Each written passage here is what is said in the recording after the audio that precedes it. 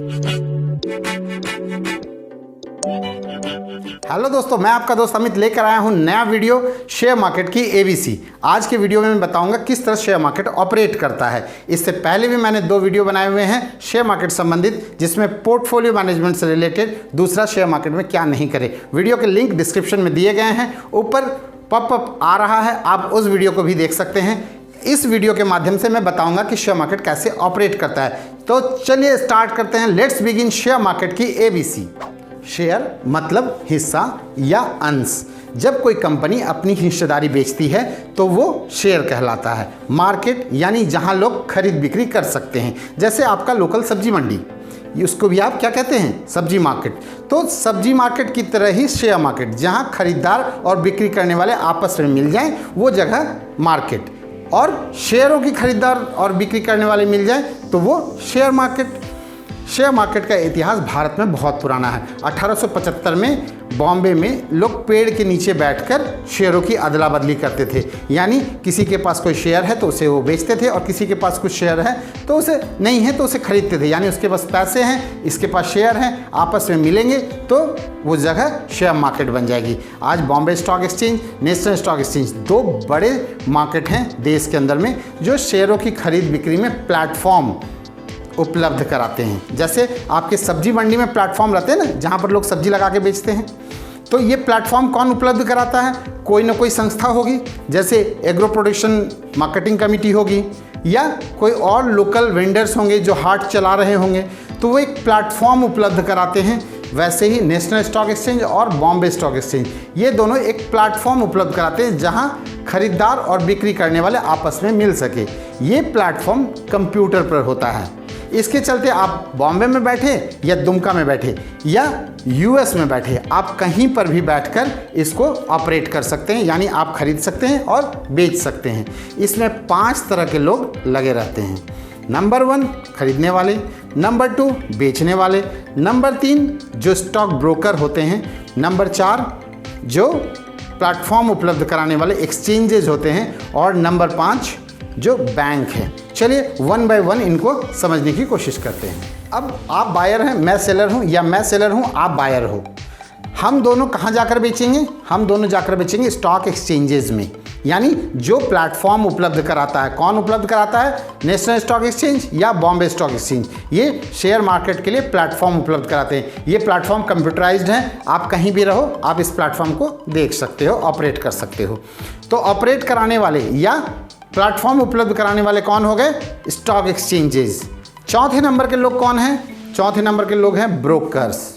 Brokers क्यों चाहिए? आपने जो बेचा, मैंने उसे खरीदा, तो आपको क्या चाहिए? आपको चाहिए पैसे, और मुझे क्या चाहिए? मुझे चाहिए शेयर्स। तो आपको पैसे कौन दिलाएगा और मुझे शेयर्स कौन दिलाएगा?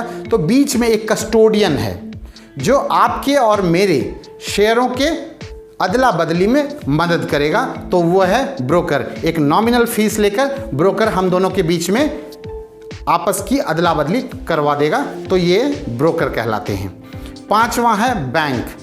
कोई भी शेयर मार्केट में जो इन्वेस्टमेंट आप कर रहे हैं, या आप वहाँ से इन्वेस्टमेंट वापस ले रहे हैं, यानी आपने अपने शेयर्स बेचे और पैसे वापस चाहिए, तो ये सभी काम बैंकों के माध्यम से ही होंगे। अब कैश में कोई भी काम शेयर मार्केट में नहीं होता है, तो ये काम कौन करेगा? बैंक के माध्यम से। आपको शेयर्स के पैसे मिलेंगे, मेरे खाते से शेयर ब्रोकर के खाते जाएंगे, और ब्रोकर के खाते से आपके खाते जाएंगे।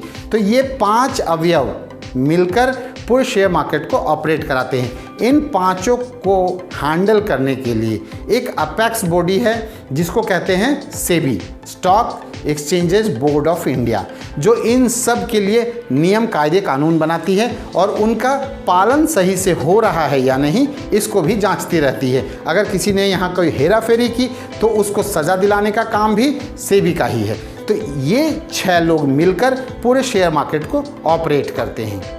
अब बात करता हूँ, शेयर मार्केट 2 तरह के होते हैं, एक प्राइमरी मार्केट, एक सेकेंडरी मार्केट।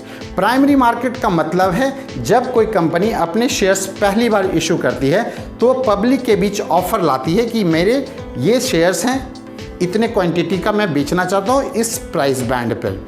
ये प्राइस तय करती है सेबी, और उस प्राइस बैंड पर वो शेयर्स बेचने के लिए मार्केट में आ गए ऑफर्स। आपने उनको खरीद लिया।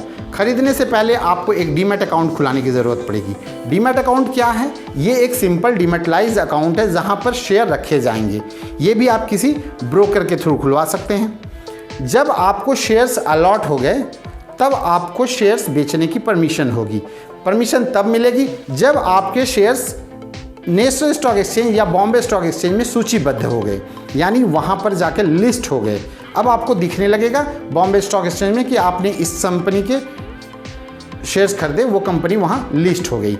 अब आप वहाँ जाते हैं बेचने के लिए, आपको एक और अकाउंट की ज़रूरत पड़ेगी, that is called trading account. ये भी आप उसी ब्रोकर के थ्रू खुला सकते हैं, किसी और ब्रोकर के थ्रू खुला सकते हैं। दोनों अलग अलग खाते दोनों अलग अलग ब्रोकर के पास भी खुला सकते हैं, लेकिन सहूलियत होती है जब आप एक ही ब्रोकर के पास दोनों ही खाते रखें। ट्रेडिंग अकाउंट के थ्रू आप सेकेंडरी मार्केट कौन है? स्टॉक एक्सचेंजेस, जहां ओपन मार्केट में आप शेयरों को बेच सकते हैं। तो स्टॉक एक्सचेंजेस के थ्रू आप अपने शेयर्स बेच सकते हैं। ट्रेडिंग अकाउंट के थ्रू आपने शेयर्स बेची, आपके पैसे ब्रोकर के थ्रू आपके बैंक खाते में चले आए। तो वेरी सिंपल, पूरा शेयर मार्केट बड़ी आसानी से डील किया जा सकता है। किन शेयरों को खरीदे, किन शेयरों को ना खरीदे, इस पर हम अगले वीडियो में बात करेंगे। एपिसोड 4 होगा। जाने से पहले चैनल को लाइक और सब्सक्राइब करना ना भूले। बहुत मेहनत लगती है, एक वीडियो को बनाने में खुद से शूट करना पड़ता है, एडिट करना पड़ता है और फिर आपके पास लाता हूं। तो प्लीज़ प्लीज़ प्लीज़ वीडियो को लाइक और सब्सक्राइब जरूर करें। Thank you.